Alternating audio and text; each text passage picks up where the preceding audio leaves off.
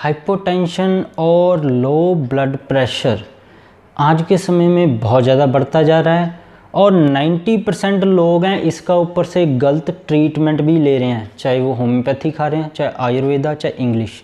जैसे कि किसी का भी लो ब्लड प्रेशर होता है तो वो क्या करता है, बीपी ऊपर करने के लिए, बीपी अप करने के लिए मेडिसिन खाने लग जाता है, जो सबसे डेंजरस और सबसे हार्मफुल ट्रीटमेंट है।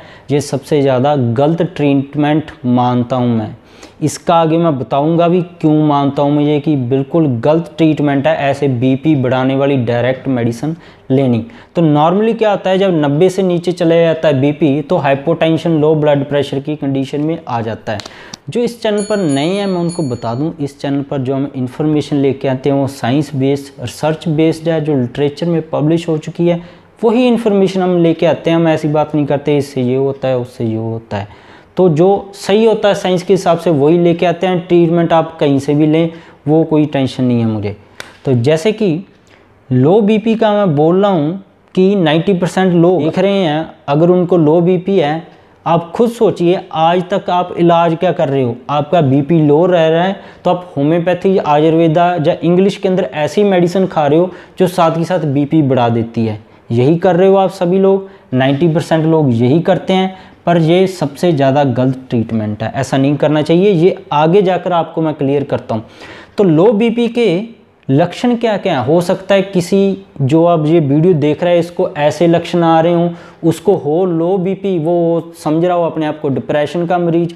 जैसे कि लो बीपी से विजन है वो ब्लर्ड होने लग जाता है, दूर की और पास की दोनों निगाह कमज़ोर हो जाती है, धुंधला दिखने लग जाता है, पोस्चरल डिजीनेस आने लग जाती है, बैठकर उठता है या एकदम से वो उठ जाता है, सो के भी एकदम से उठता है, कोई उसको एकदम से उठा देता है, डरा देता है, उसकी आंखों के एकदम से अंधेरा आ जाता है, आंखों के आगे जैसे मक्खियाँ या मच्छर उड़ते दिखते हैं, काले रंग के या सफ़ेद रंग के, ऐसा दिखने लग जाता है। वर्टाइगो है, उसको चक्कर आने लग जाते हैं, अब सोचने लग गया वो उसको कि सर्वाइकल हो गया है, था उसको लो बीपी। तो ये जानना बहुत ज़रूरी है। कंसंट्रेशन उसकी लो हो जाती है, चाहे पढ़ाई में है चाहे वैसे घर में है, कंसंट्रेशन लो होने की वजह से वो टेंशन भी बहुत जल्दी लेने लग जाता है, चाहे पुरुष है चाहे महिला है। थोड़ी सी बात पे उसको गुस्सा आने लग जाएगा, मूड डिस्टर्बेंस होने लग जाती हैं, सारा दिन ढीला पड़ा रहता है, कोल्डनेस बहुत ज़्यादा महसूस होती है उसे, फटीग और डिप्रेस महसूस करता है। अब था आपका बीपी लो, खा रहे हो मेडिसिन आप डिप्रेशन की, इसीलिए बोलता हूँ होम्योपैथी है चाहे आयुर्वेदा चाहे इंग्लिश है, पहले पता कर लें आपको बीमारी कौन सी है। खाने लग गए हो डिप्रेशन की मेडिसिन, आपको क्या था, थोड़ा सा बीपी का इलाज करवाने की ज़रूरत थी, तो आप डिप्रेशन की मेडिसिन 5 साल खाते रह जाओगे, चाहे होम्योपैथी खा रहे हो चाहे आयुर्वेदा है। तो फटीग और डिप्रेशन आ जाता है, इसकी वजह से इमोशनल तौर पर डिस्टर्ब हो जाता है लो बीपी की वजह से, कोई भी है चाहे मेल है चाहे फीमेल है। तो ये कुछ लक्षण है मिलते हैं लो ब्लड प्रेशर के अंदर। अब जो बात की थी मैंने कि 90% लोग बहुत ज़्यादा गलत इलाज कर रहे हैं, वो इसलिए क्योंकि लो बीपी का आपने बीपी को अप करने के लिए मेडिसिन ले ली, ठीक है बीपी अप हो गया, पर लो बीपी हो किस बीमारी की वजह से रहा था उसका तो आज तक आपने इलाज किया ही नहीं, ना ही कभी आपके दिमाग के अंदर घंटी चली है कि भाई लो बीपी किस बीमारी की वजह से हो रहा है, उसका इलाज करूं तभी मैं परमानेंट ठीक हो पाऊंगा। ऐसे चाहे आप कोई मर्जी ले लो, होम्योपैथी आयुर्वेदा इंग्लिश, आप ठीक होने वाली नहीं हो। ऊपर से बीमारी डिप्रेशन, आपका चक्कर आपको इतने बढ़ जाएंगे, इमोशनल तौर पर इतना डिस्टर्ब हो जाएंगे, आपको दिमाग वाली दवाइयाँ भी खानी पड़ जाएंगी।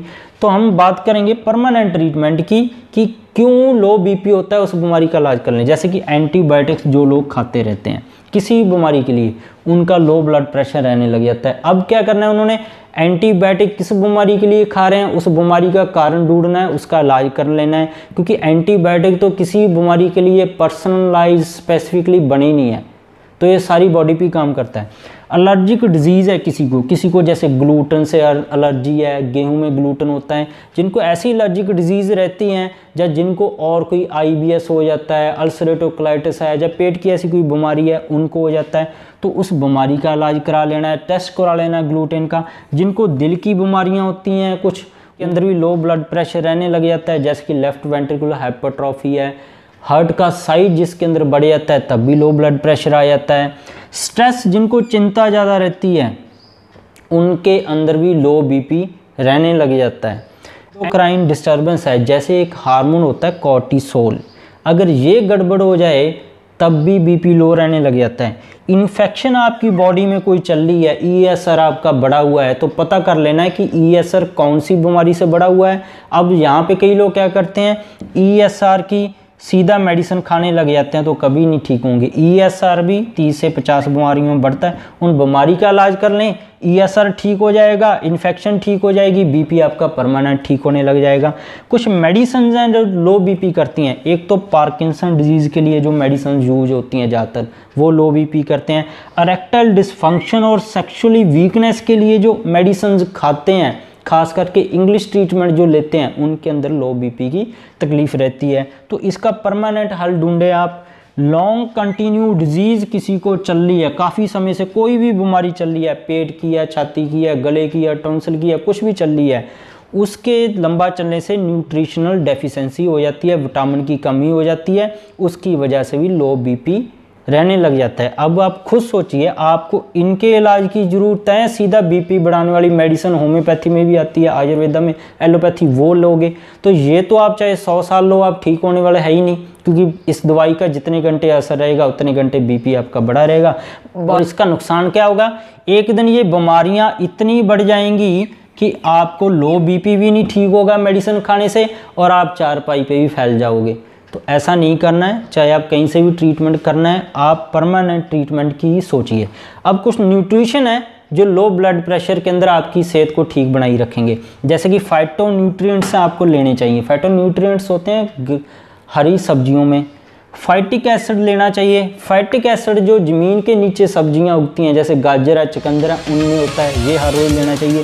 विटामिन बी है, ये भी हर रोज़ लेना चाहिए। विटामिन डी है, ये भी हर रोज़ लेना चाहिए। ये सारी डाइट है आपकी। अगर बीमारी का आपको पता ही नहीं लग रहा कौन सी बीमारी है आपकी, तो आप लो ब्लड प्रेशर के अंदर कुछ समय के लिए हेल्थी रहोगे। अगर बोलो ये खाकर ठीक हो जाओगे, नहीं होगे, क्योंकि बीमारी का परमानेंट ट्रीटमेंट ज़रूरी है। तो ऐसी अगर science based, research based videos आपको अच्छी लगती हैं, देखना पसंद करते हैं, तो मेरे चैनल पर जाकर आप इसके बिना भी और भी बहुत सारे टॉपिक्स पे वीडियोस हैं। हेयर फॉल के ऊपर है, गले की बीमारियां हैं, छाती की हैं, पेट की हैं, लिवर कैंसर्स हैं, छाती का कैंसर है, जोड़ों की बीमारियां हैं, गठिया है, ऑस्टियोआर्थराइटिस है, सर्वाइकल है, वो भी ऐसे रिसर्च बेस्ड वीडियोज़ हैं। ट्रीटमेंट भी उनके अंदर है, वो सारी देख सकते हैं। तो जो लोग नए हैं वो नीचे रेड कलर का बटन दबाकर चैनल को सब्सक्राइब कर लें, साथ में जो घंटी का बेल का आइकन है उसको दबाकर नोटिफिकेशन ऑन कर लें। वो नहीं दबाओगे तो आप तक मेरी नई वीडियो पहुंचेगी नहीं। तो इसके बिना किसी को और की बीमारी है तो किसी भी समय आप मेरे से संपर्क कर सकते हैं और नीचे कमेंट कर कर मेरे से जानकारी ले सकते हैं। जब भी फ्री होऊंगा तो आपका रिप्लाई मैं ज़रूर करूँगा। तो वीडियो देखने के लिए